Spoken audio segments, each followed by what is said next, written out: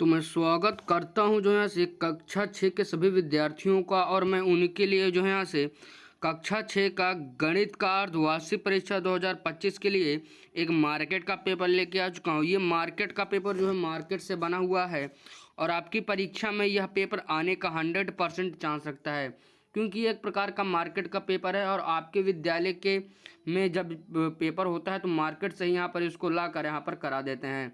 तो मैं आपको यहाँ 100% गारंटी के साथ कह सकता हूँ कि आपकी परीक्षा में यही वाला प्रश्न पत्र आएगा, तो आप लोग इसे ज़रूर तैयार कर लीजिए। तो चलिए यहाँ से हम लोग इस प्रश्न पत्र का यहाँ पर अच्छे से हल यहाँ पर इसको देख लेते हैं। लेकिन हल को देखने से पहले अगर आप लोग चैनल पर पहली बार आए हैं तो चैनल को सब्सक्राइब कर लीजिएगा।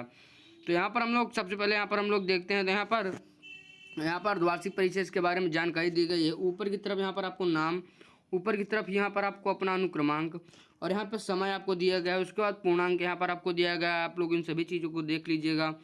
उसके बाद यहाँ से आप लोग को ऊपर की तरफ यहाँ पर इतने सारे यहाँ पर निर्देश दिए गए हैं, तो आप लोग इसको सबसे पहले अच्छी प्रकार से पढ़ लीजिएगा। अब हम लोग यहाँ पर खंड का से यहाँ पर हम लोग इसको यहाँ पर हल करना स्टार्ट करते हैं। यहाँ पर हम लोग देखते हैं कि खंड का में यहाँ पर हम लोग को बहुविकल्पीय प्रश्न दिया गया है। पहला प्रश्न कह रहा है 5473 में 7 का स्थान मान है। तो यहाँ पर हम लोग देखते हैं कि 7 के बाद यहाँ पर 3 है, तो हम लोग 7 के बाद एक 0 लगा देंगे। तो यहाँ पर यही हमारा इसका स्थान मान हो जाएगा, जो कि हमारा बी वाला ऑप्शन यहाँ पर इसका सही उत्तर हो जाएगा। इसके बाद प्रश्न संख्या यहाँ पर हम लोग 2 को देखते हैं। तो कह रहा है सबसे छोटी अभाज्य संख्या यहाँ पर कौन सी है। तो यहाँ पर हम लोग देखते हैं कि सबसे छोटी अभाज्य संख्या यहाँ पर 2 हमारा यानी सी वाला ऑप्शन यहाँ पर इसका सही उत्तर यहाँ पर हो जाता है। इसी प्रकार से प्रश्न संख्या 3 को देखते हैं। तो कह रहा है 5 सेंटीमीटर वाले वर्ग का परिमाप, यानी यहाँ पर वर्ग हमारा कुछ इस प्रकार से यहाँ पर होता है भुजा। उसके बाद यहाँ से मान लीजिए इसकी एक भुजा 4 सेंटीमीटर दी गई है, तो 4 सेंटीमीटर ये 4 सेंटीमीटर ये 4 सेंटीमीटर, यानी 4 गुणे यहाँ पर 5 दिया गया है, तो 5 गुणे 4 करेंगे तो 5 चौक यहाँ पर हमारा 20 यहाँ पर इसका उत्तर यहाँ पर आ जाएगा, जो कि हमारा सी वाला ऑप्शन हो जाएगा। इसी प्रकार से प्रश्न संख्या 2 कह रहा है चार प्रश्न कह रहा है 28 का भाग है। तो यहाँ पर हमारा इसका जो सही उत्तर हो जाएगा वो हमारा 21 हो जाएगा। यहाँ पर हमारा प्रश्न थोड़ा गलत लिख उठा है, यहाँ पर होगा 28 का 3/4 भाग है।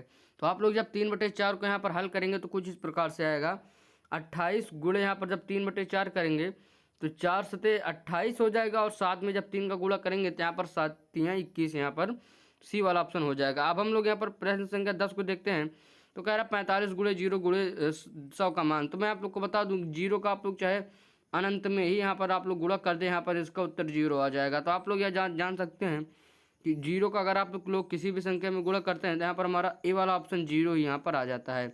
तो अब हम लोगों ने यहाँ पर अपना बहुविकल्पी हल कर लिया है। तो अब हम लोग थोड़े यहाँ पर लिखने वाले प्रश्नों की ओर हम लोग यहाँ पर बढ़ते हैं। तो यहाँ पर हम लोग देखते हैं खंड यहाँ पर खा में हम लोग से यहाँ पर प्रश्न कह रहा है पहला 36 के सभी गुणनखंड लिखिए, 12 में 18 का लासा बताइए, 13 किलोमीटर 250 मीटर को मीटर में बदलिए, 59 को रोमन संख्या में लिखिए। उसके बाद कह रहा है सबसे बड़ी 4 अंक की संख्या और सबसे छोटी 3 अंक की संख्या के बीच का अंतर बताइए।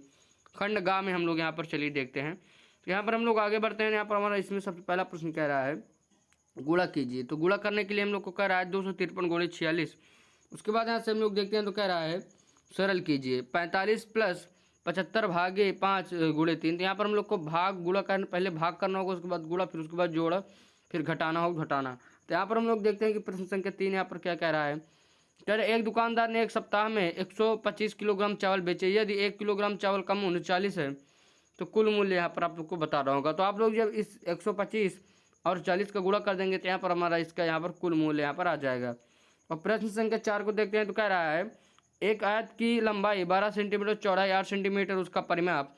तो आप लोग जानते हैं उसका परिमाप 2 गुणे ब्रैकेट में L + B यहाँ पर हो जाएगा। पांचवा प्रश्न कह रहा है 75 को ABC में क्रमशः 2:3 अनुपात यहाँ पर 5 के अनुपात में बांटना होगा। तो मैं आप लोग को बता देता हूँ आप लोग कैसे करेंगे।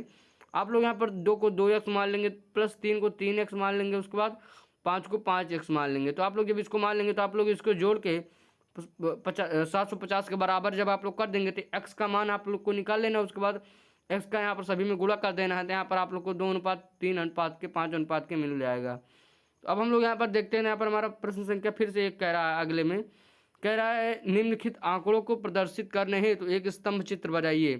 ग्राफ यहाँ पर आप लोग को बनाना होगा, तो आप लोग यहाँ पर इसको आराम से देख लीजिए।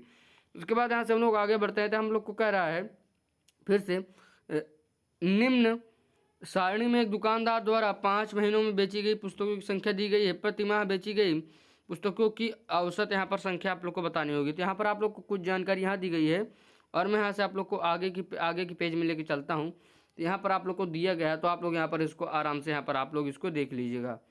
तो मैं आशा करता हूँ कि अगर आप लोग चैनल पर पहली बार आए होंगे तो चैनल को सब्सक्राइब करेंगे और वीडियो को लाइक करने के साथ साथ अपने दोस्तों तक इसे शेयर कर देंगे। तो चलिए मैं मिलूंगा एक और वीडियो में, लेकिन जाने से पहले आप लोग अगर चैनल पर पहली बार आए हैं तो चैनल को सब्सक्राइब जरूर कर लें।